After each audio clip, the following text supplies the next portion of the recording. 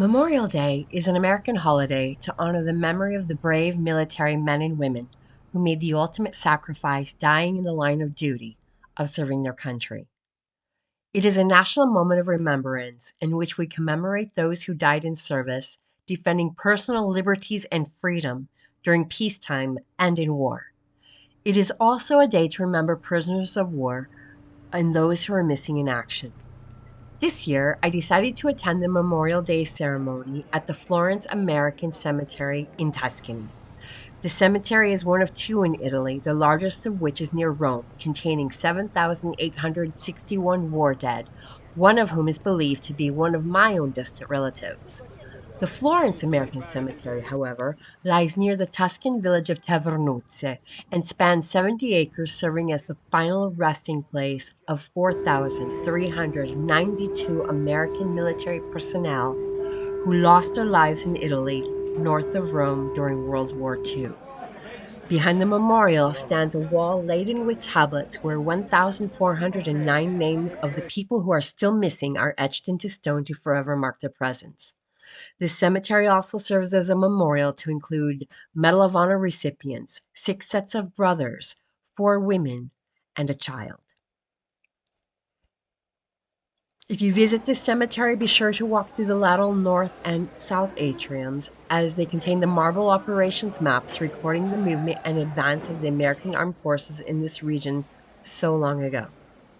Towards the end of World War II, U.S. soldiers, in conjunction with Allied forces, landed first on the island of Sicily, and then on the mainland in the region of Lazio. The troops moved northward, which is where the service members buried here lost their lives in the attempt to liberate citizens from the oppressive fascist regime until German surrender in May of 1945. Italy does not disappoint in its extraordinary mastery of expression and art form, and these marble mosaics are no exception. Even though millions of Americans today live in countries other than their birthland, it is not surprising to believe that in some way we unite in moments such as these. In visiting the cemetery, I was again reminded of the sacrifices made in helping to ensure that this magical theater called Italy remained free. I am blessed and honored to both come from the United States and to now live in Italy. Two countries who have been intentional about maintaining their freedoms, as well as building a strong, solid, and prosperous relationship with one another. For many who travel to international lands, as much as we fall in love with the known and lesser known spaces, we have extreme gratitude for the foundations from which we come as we lay ground for the future we are building, wherever that may be. I don't believe that our countries' histories define us, be they good or bad, positive or negative, amazing or terrifying, be they long or short country histories, oppressed or aggressive. But I do believe that our experiences shape us. Our environment deeply influences us. What goes into our ears is what comes out of our mouths.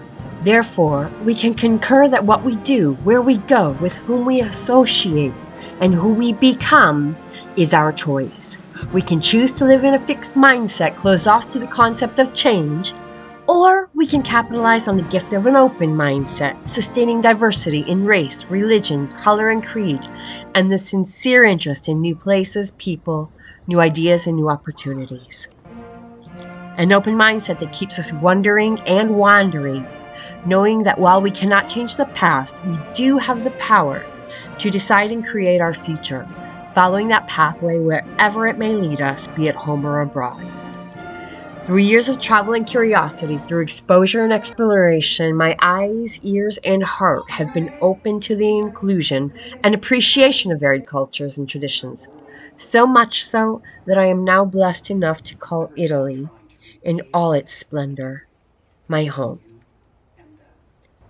I am sincerely grateful, beyond words, for the men and women of the armed forces who have made that ultimate sacrifice, fighting for our freedoms, for our spectacular and unique countries, both the USA and Italy, and so many of those countries in between and beyond, so that we can wake up every morning in a warm, safe, and loving home, love who we want and how we want, lead our lives, and lead with our hearts, with opportunities to bring to fruition our goals and dreams in a peaceful, secure environment, in a land that is free.